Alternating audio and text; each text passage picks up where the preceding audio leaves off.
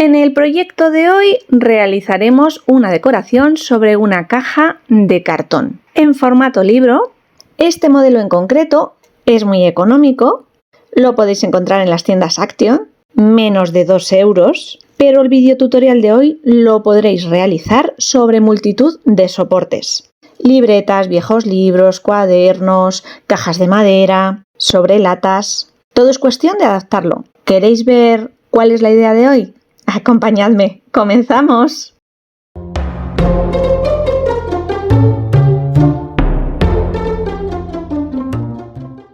El soporte lo tenemos claro y yo voy a aprovecharme de una circunstancia anómala del mío, y es que se ha despegado la parte interior, el contenedor del libro, digamos, de la contratapa. Voy a trabajar con él de esta manera hasta que terminemos nuestra manualidad, donde volveremos a formar la caja original. Y lo primero que haré será forrar el exterior. Podemos utilizar cualquier material con alguna textura que nos guste o nos llame la atención. No quiero darle demasiado grosor, así que evito puntillas o pasamanerías.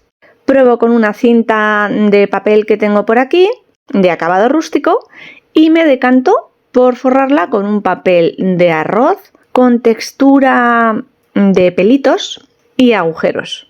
Como adhesivo, una cola blanca de buena calidad para no humectar en exceso el cartón. Forraré todo el exterior y los cantos interiores nada más. Que quede un acabado pulcro con las esquinas en inglete, pero tampoco importa mucho porque ya veréis que esto después tampoco se va a ver.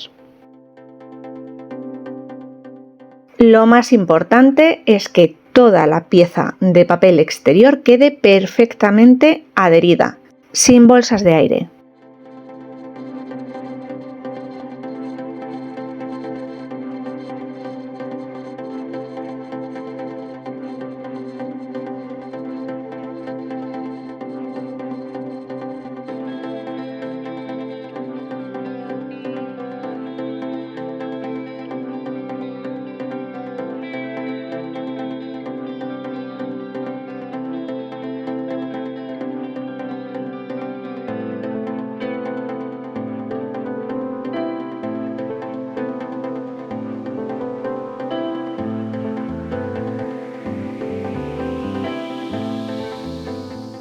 Protejo la parte interior del cajón con cinta carrocera porque no quiero que se manche.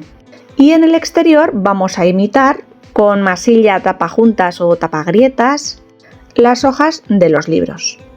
Haremos los 3 lados siguiendo las mismas pautas, extendiendo primero una pequeña carga de esta masilla con una espátula, cubriendo bien toda la superficie, y después ayudándonos de un buril, un mondadientes, un palo de brocheta, marcando líneas irregulares transversales de lado a lado. Y dejaremos secar.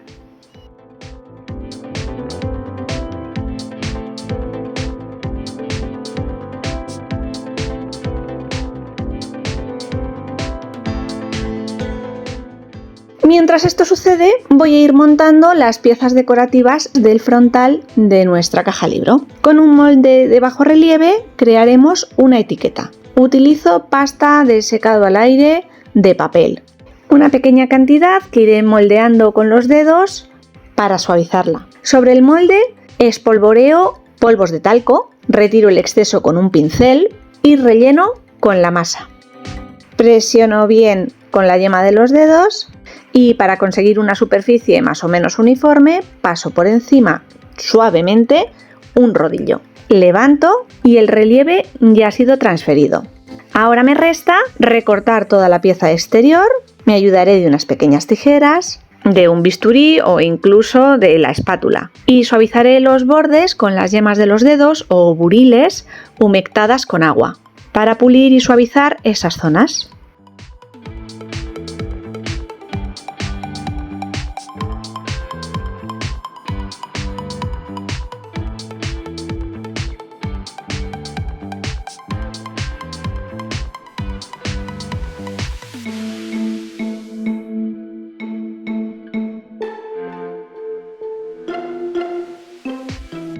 Por último, aplicando una capa generosa de cola blanca por el reverso, colocaré nuestra etiqueta sobre el soporte.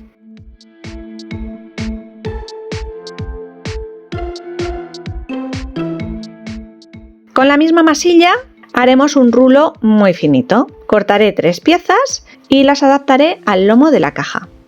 Una en la parte inferior y 2 más pegaditas con un hueco entre medias en la parte superior.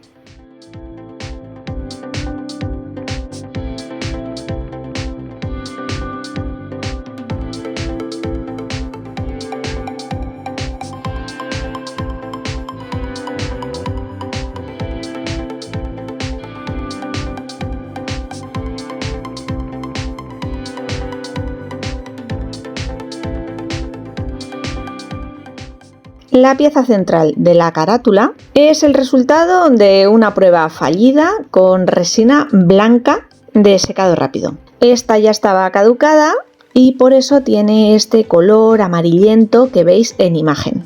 Para el tutorial de hoy nos sirve igual. Está realizada con un molde. Podríamos utilizar de la misma manera que con la pieza superior pasta de secado al aire y realizarla sobre la marcha. Incluso utilizar cualquier otra pieza que os guste más. Aunque parezca un poquito macabro, a mí me parece que va a quedar genial y me recuerda a la gran artista Georgia O'Keeffe y uno de sus impresionantes cuadros. Si no la conocéis, os animo a buscar alguna de sus obras. ¡Al lío, Yoli, que te dispersas! La pegamos. Utilizo una silicona fría o pegamento tipo block. Y por último, en el lomo colocaré unas pequeñas letras o números con volumen. Restos también de un molde de proyectos anteriores, V13. Y de momento lo dejo secar todo. Y aunque no quería sobrecargar la cubierta, tenía la sensación de que le faltaba algún pequeño detalle que integrase los dos elementos decorativos. Podría utilizar una plantilla, por ejemplo, de estarcido, de stencil, para realizar algún relieve, o continuar incorporándole detalles y figuras con más volumen. Yo he decidido crear pequeños rincones enladrillados recortados en cartulina craft con un troquel. Podríamos hacerlos a mano. No quedarían tan regulares posiblemente, aunque ayudándonos de una regla y unas tijeras todo es posible. La cosa es que yo dispongo del material, me facilita la vida, voy a utilizarlo. He retirado las piezas del molde, pero voy a utilizar la pieza que en principio no debería servirnos para nada, para ayudarme a crear estos pequeños muretes y que queden regulares o rectas todas las losetas. Voy aplicando cola blanca y los voy adaptando hasta haber creado una pequeña zona irregular. Moveré la plantilla a distintos puntos de la portada y repitiendo los mismos pasos. Lijo suavemente la pasta o masilla de estuco para suavizar la superficie e igualarla. Y limpio el polvo. Terminada la parte decorativa, pasamos al color. Y si os digo que básicamente voy a utilizar el color negro de base, os estaréis imaginando qué acabado le vamos a dar a este proyecto. Aunque en esta ocasión va a ir acompañado de otros tonos: rojo, verde, azul e incluso morado. Mancharé sin mucho orden ni concierto. Ni de lejos este será el color final que tendrá nuestro proyecto, pero sí que nos va a guiar un poquito, nos va a hacer de marca para lo que queramos crear después. Así que intento que queden zonas más o menos marcadas y diferenciadas. Mancharé y cubriré todo el exterior y los bordes interiores que habíamos forrado con el papel de arroz.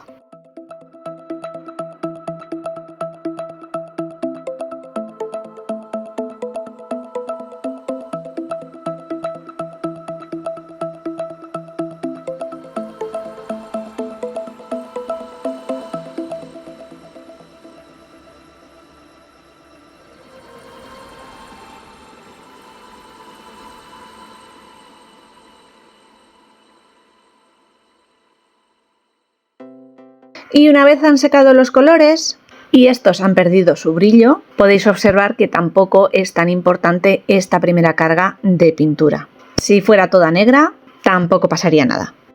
Siguiente capa de color: pinturas acrílicas en morado, verde menta, azul empolvado, turquesa y un teja. Pinceles de estarcir, tupidos o de cerda dura.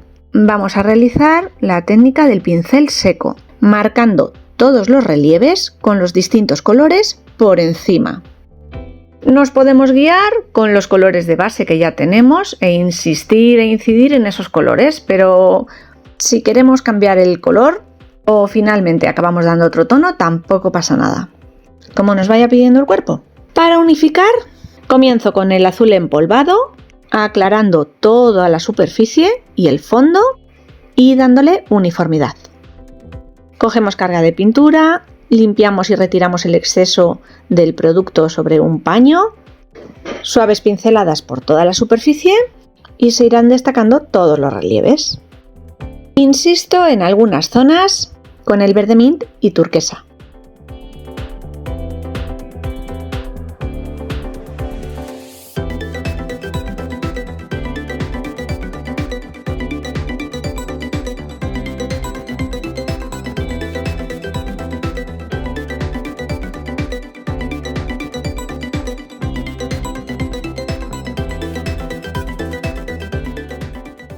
A nuestra prota le ha tocado el lila o morado. Mismo proceso, pincel seco. No cubro por completo, sino algunas zonas, que acompaño con el turquesa y remato con el rojo teja en el enladrillado, la etiqueta antigua superior y zonas intermedias.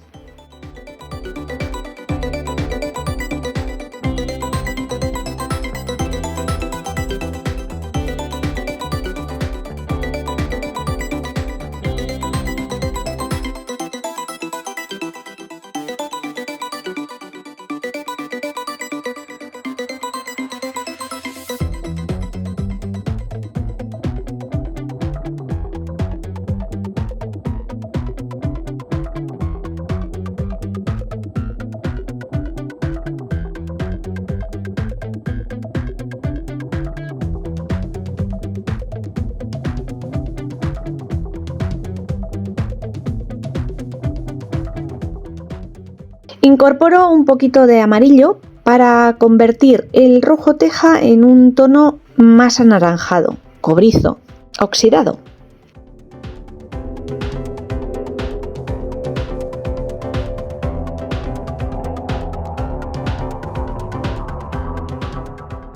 Y sobre esta base comenzaré o terminaré, según como lo queráis ver, con los pigmentos y ceras de acabado metalizado. Comenzaré por los primeros, los pigmentos en polvo. Yo dispongo de dos marcas diferentes. Creo que ambas de origen polaco, pero que están disponibles en infinidad de webs y tiendas por todo el mundo. La característica principal de estos es que el acabado o el efecto es metalizado. Usaré más o menos los mismos tonos que lleva ya el proyecto: azules, verdosos, turquesas y cobrizos. Cuando jugamos con este tipo de pigmentos, los acabados son un poquito aleatorios. Debemos dejar nuestra mente volar y, aunque tengamos más o menos claro cómo queremos que quede al final, aventurarnos e ir jugando con lo que vamos obteniendo en cada paso. Primero espolvoreo cada color independientemente en aquellas zonas donde quiero que queden visibles. Para que se haga la magia, debemos pulverizar agua por encima. Y si queremos más intensidad de color, volvemos a espolvorear más pigmentos o dejaremos secar y volveremos a insistir en esas zonas. Viene bien tener a mano un secador de pelo o una pistola de aire caliente para ayudarnos en el proceso de secado e incluso crear manchas más concretas y rápidas. Si nos pasamos, podemos absorber la carga de tinte o de color con un paño, un algodón. Retiraremos el líquido y con él parte de la carga de color. Tras el azul continúo con el rojo, mismo proceso, y paso al morado. En los bordes interiores y en la contraportada tampoco se nos puede olvidar este paso, aunque en estas zonas podemos hacerlo todo del tirón, espolvorear diferentes colores en diferentes zonas, pulverizar el agua por encima, dejar que algunos colores se mezclen entre sí y dejar secar o secar ayudándonos de aire caliente. Tengo un pigmento Shimmer Shine, digamos que metalizado con purpurina en color naranja en spray para mix media. Haré un último salpicado, directamente sobre la superficie y dejaré secar.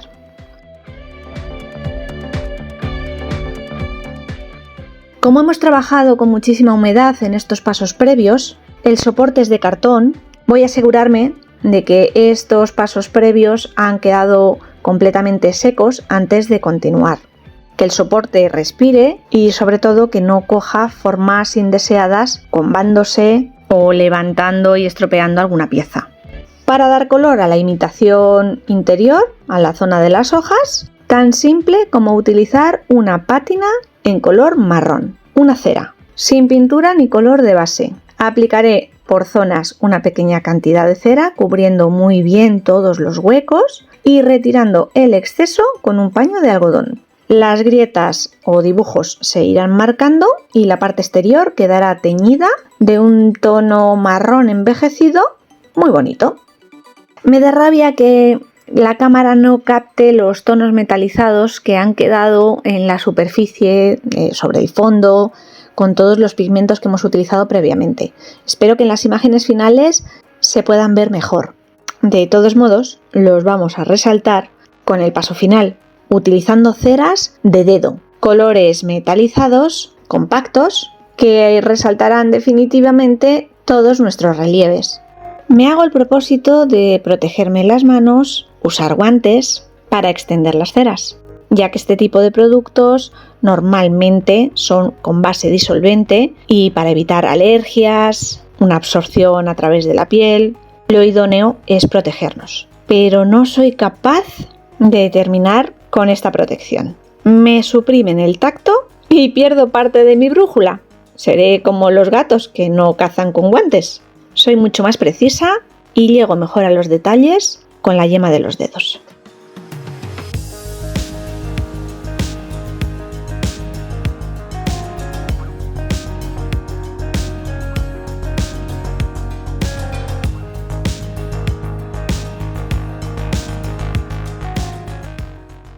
Me repito como un loro. Mismos tonos, azules, anaranjados, verdosos, violáceos, el sempiterno tono dorado, sin olvidarnos de las hojas, zonas interiores y contratapa.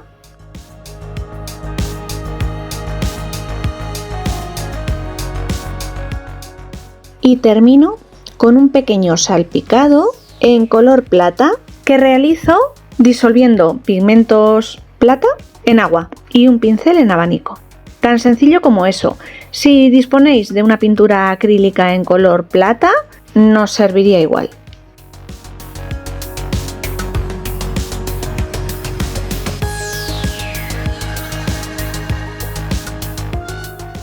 El fondo ha quedado finalmente muy galáctico, ¿no? Menuda amalgama de colores. Teniendo un exterior tan bonito, debemos dar un acabado perfecto a nuestro proyecto con los pequeños detalles y el interior. De momento le colocaré un tirador chiquitito en oro viejo. Podemos matizarle después con los mismos materiales que hemos utilizado para decorar la caja, con ceras, colores o pigmentos. Yo lo voy a dejar tal cual. Marco el centro y hago un agujero lo suficientemente grande para que traspase la chincheta. Con una lezna, por ejemplo, una aguja gorda o un sacabocados. Para forrar el interior utilizaré una cartulina de scrap con motivos steampunk, adaptando los diseños del mismo papel. De un lado selecciono las dos imágenes que más me gustan, o las que creo que le pegan más, la calavera y el escarabajo. Las recorto y separo del resto de papel que utilizaré por el reverso para forrar el interior de la caja.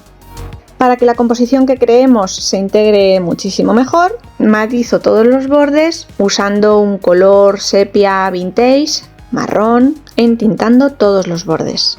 Ya tengo recortadas, dobladas, entintadas y preparadas las piezas que cubrirán el interior de la caja. Son medio centímetro más del alto total que queráis forrar. Ese medio centímetro será la pestaña interior que pegaremos al fondo. Con una única tira no cubro todo el perímetro, necesito más de una. Es por ello que he marcado las dobleces y cortadas las esquinas e ingletes para que toda esa zona ajuste bien. La única pieza interior con una medida mayor es la que cubrirá el lomo interior de esta caja, la que une la tapa con el cajetín. La he recortado 1 centímetro más alta para cubrir bien esa bisagra de la caja, que quede bien protegida y armada. No tiene ningún misterio. Si necesitáis alguna guía, os remito a la gran maestra Amparo Lacruz y a los fantásticos proyectos, tutoriales paso a paso que nos regala en su canal. Pegaré todas estas piezas con cola blanca.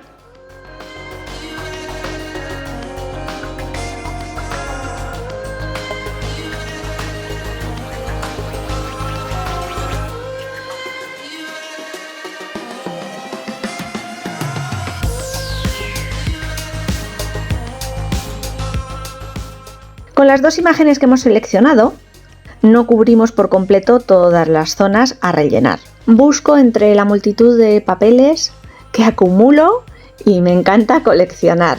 Entre todos ellos, alguno se ajustará a este proyecto. Pues sí, tengo una colección. Realizo una composición sobre una cartulina tipo craft. Y como los papeles son muy finitos, utilizo pegamento en barra como adhesivo. Es la primera vez que lo utilizo como material en mis proyectos. Y no sé si es por la calidad del pegamento, de los papeles, o que yo no he sabido usarlo. La verdad es que a mí particularmente no me ha gustado nada. De haber usado uno de marca comercial de papelería escolar o normal, creo que hubiera obtenido mejores resultados. Dicho lo cual, en este proyecto de momento se va a quedar así. De la hoja resultante recorto y separo las dos piezas que necesito. Esto es la medida de la tapa restándole unos milímetros todo alrededor, 3-4 milímetros hacia adentro para que se vea un poquito el tornasolado del borde y del papel, suficiente. Y para el interior de nuestro cajetín exactamente lo mismo. Como ya habíamos protegido todos los cantos interiores, no vamos a tener ningún problema. Por supuesto, los bordes de las piezas resultantes también van entintadas. Y para pegarlo podemos utilizar cola blanca, desde luego no pegamento en barra, o como en este caso, que usaré cinta adhesiva doble cara.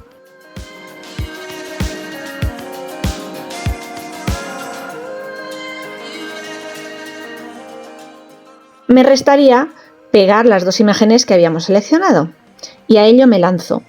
Pero una vez que tengo pegada y seca la imagen interior, la del escarabajo, me parece un pegote, que no está mal, pero quizás no es lo suyo. También es cierto que no quería darle ningún tipo de volumen a esta parte, ya que se supone que es una caja contenedora y almacenaremos algo en su interior. Pero ¿quedan las líneas muy cuadriculadas? Lo solucionaremos después. De entrada, este error me ayuda a decidir que quiero algo más rompedor en la contratapa.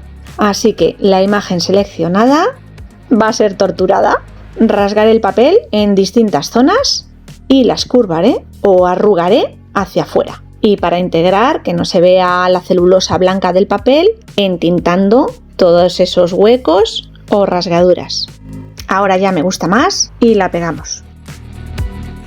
Será por materiales en esta casa. Hace muy poquito veíamos un haul de Journal Sale, papelería creativa y todo tipo de stickers, pegatinas y algunas de ellas en este estilo industrial.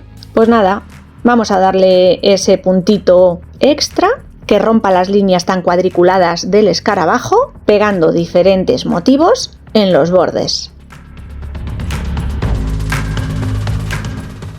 El material es plástico PET, acabado brillante. Sin embargo, las imágenes tienen un tono satinado mate, bastante pigmentadas, por lo que aunque las coloquemos sobre un fondo oscuro van a verse o destacar bastante bien. Para recortarlas podemos utilizar una tijera o un bisturí, las separamos del plástico film protector inferior. Mejor si podemos utilizar pinzas para no dejar nuestras huellas en todo el proyecto y por fin doy por concluido este trabajo. Llegados a este punto, solo me queda un último paso: pegar el cajón. Extenderé una capa generosa de cola blanca, fijaré bien y dejaré secar durante un tiempo colocando un peso por encima.